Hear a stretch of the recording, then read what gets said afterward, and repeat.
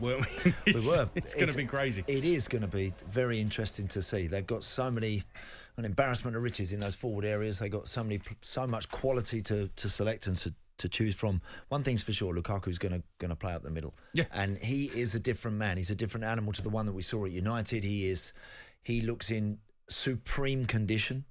I think what Italian football does do, I think it really focuses those goal scorers' minds. I think that they're primed absolutely when they go to Italy to score goals, to really take all of the goal scoring responsibility on their shoulders. He looks like he does that now. So I think Chelsea is signing a very, very capable player, a player that could be the difference maker. How many players leave a club? And let's be honest, Lukaku's spell at Chelsea, I think he only played 10 times for him when he left. But how many actually leave a club and come back and it proves to be really good business? I don't know. Look, listen out. The listeners will tell us players that have done that. But there don't seem to be that many that spring to mind. Are you saying very, then very you don't think he will be any good on his return? I don't know why, but for whatever reason that is, I think Lukaku's got every chance of being top scorer this year with the guys that he's got around him, with the quality that Chelsea have got at the top of the field, with hopefully the right kind of service, and that will take a while for him to start to understand and build relationships with those players that are going to be providing for him. But look, Chelsea have got everything in place, I think, to be serious title contenders. I think they would rightly be up there with City and Liverpool as favourites for the title. I saw a clip on social media earlier. Basically, it said Lukaku 95 million, and then showed a series of clips of him missing chances. I thought it was incredibly harsh. I thought it was simply designed to. It was either an anti-Chelsea or an anti-Lukaku tweet. I didn't really understand the point of it, because what it proves is that person hasn't been watching Lukaku since he's been at Inter Milan, and hasn't been watching him for Belgium either. At Inter Milan, you're right. He looks a different shape to what he was in English football. But he's also making goals as well as scoring goals. He's added more to his game, yeah. Absolutely. He's coming deep, going wide. He's got his back to goal. He's on the half turn. He's doing all sorts of different things that we wouldn't have associated with him here. And he's been quite scathing of whether it's the English media or whether he's aiming in at, I don't know, Solskjaer or coaches who didn't believe in him, whoever it might be. But he said recently that, he wasn't considered to be an all-round player in England, and now he's proving them wrong by what he's done at Inter. Yeah, no, look, he's again, and the fascination, of course, for Thomas Tuchel is who plays up there with him. Which way do they go? With all that attacking quality at their disposal, Chelsea, to play a back three kind of means there's a lot of top players they're going to be disappointed every weekend. They're not going to play, because when you consider Pulisic, Ziyech, Mason Mount, Werner, Havertz, Lukaku, when you consider all of those and playing a back three and playing Reece James and Ben Chilwell, you would imagine pretty much as the wing backs. Yep. All of a sudden, then you've only got three out of that lot to actually to choose from. Does he go a back four? Does he go a back four in order for Chelsea to have more ammunition playing every weekend? That would be fascinating to see. Does that suit Thiago Silva? Don't know. Not really. But it'd be really, really interesting to see which way they go. I can see a 3-4-3 where you've got Chilwell, James either side, and then the two in that four in the middle. Mount could be one of those. Would you want to suppress him a little bit though? Would you? No, but you wouldn't have to. You wouldn't have to, because you got Jorginho or Kante or Kovacic, whichever one of those is alongside him, but not alongside him, because you've got three centre halves. And then you've got Jorginho. How deep does Mount have to be? You can release Mount. I do think, when Jorginho, look, and he was excellent in the summer, and he proved himself to be very, very good at what he does. He is very, very good at keeping the team ticking over, always being available for the ball. He's a master at that in many respects. What he's not is particularly good when there's a counter against Chelsea.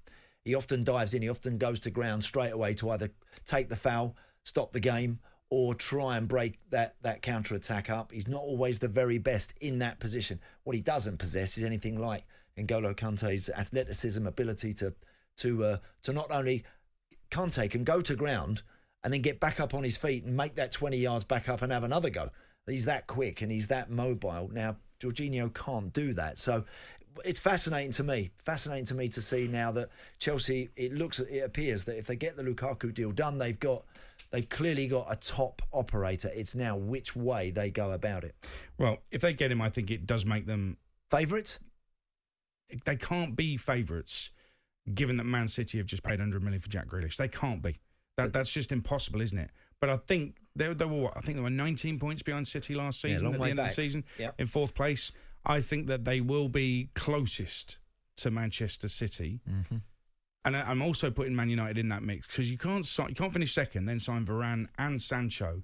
I think a lot of people have underestimated the signing of Sancho, by the way. We'll get into Man United later, but they're going to be in the mix as well. But I think Chelsea definitely become title contenders with Lukaku. Without him, I don't think they've got a chance of winning the title at all, okay? But with him, I think they're right in the mix. And if you think about it, Havertz, who got the winner in the Champions League final, Werner, whose movement is off the scale. If you got Mount playing, all right, 3-4-3, but Mount advanced, so it's like a 3-3-1-3, if you like. So Mount just behind Lukaku with Havertz one side, Werner coming in off the other side. That front three ahead of Mount, Werner, Lukaku, Havertz. That's pretty impressive, isn't it? There's a lot. Look, but you're asking the shape. Then you're asking the shape of Tuchel's team to be quite different in some respects. When Chelsea have gone out of possession since Tuchel's been at the club, they've been terrific. Rudiger is such a powerful defender. I think they've always looked very assured at the back. The goalkeeper. Yep. They've got great options and choice in the wing, but we forget about the likes of Callum Hudson-Odoi. You know, all of these. So they've got an immense squad there, and now they've got the guy that they feel can get them 20. If he gets some 20 league goals, he's done his bit. Absolutely, he's done his bit this season. I think he's more than capable of doing that. He looks a completely different animal proposition to me, Romelu Lukaku. I do genuinely feel now he's in the prime years of his career. Title winners. And I think they're right up there, shoulder to shoulder for me with City and Liverpool now, Chelsea. I mentioned the front three, and a lot of people, just very quickly, go back to Messi. We're talking about the front three that might be at Paris next season of Neymar, Messi and Mbappe. I mean, I've got a feeling Mbappe might have to go to make room. But just say it is that front three, even if only for a few games. It's going to be sensational to watch. Best ever? But not the best that Messi has played in. Not the best he's played in? No, I don't think so. What was better than that then? I think that Ronaldinho, Samuel Eto'o and Messi at Barca back in that was sort of 04, I think 05 up to about 07, 08, something, that sort of period.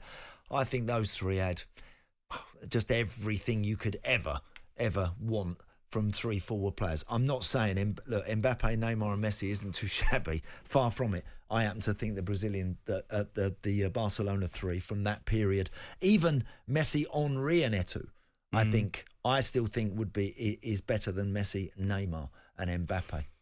What about, they didn't win the Champions League, Henry, Perez, Bergkamp at Arsenal? Fabulous. Brilliant. Joy to watch, weren't they? Yeah, joy to watch. Look, again, just absolute craftsmen at the very top of their game, no question about that. But I still think you can do well to beat Ronaldinho, Eto'o and Messi. There's been a few at United as well. Rooney, Ronaldo, Tevez. Oh, yeah, brilliant. Yeah, amazing. I'm sure you'll want to give us yours as well. 81089 on the text, or you can tweet at talkSPORT Drive. Very quickly, let me address this Rugby one. Lloyd has tweeted saying, Gatland, 3 Grand Slams, 2 World Cup semi-finals with Wales, population 3 million. I mean, you've done yourself in by putting in brackets population 3 million. I mean, if we're going by population, do you think New Zealand should ever do anything on the sporting stage ever? What's population got to do with it? How many of those Wales players live in Wales? How many of them were even born in Wales? The same applies to the football team. You cannot apply population to a debate like that. Otherwise, you're basically saying New Zealand don't deserve to win anything. It's nonsense. I actually think with the Wales squad, he should have won a World Cup by now. And I think with the Lions, there's 2 ways of looking at it. He's beaten the worst team of those 3, Australia, New Zealand and South Africa. He's drawn with New Zealand. That 3rd test was fantastic.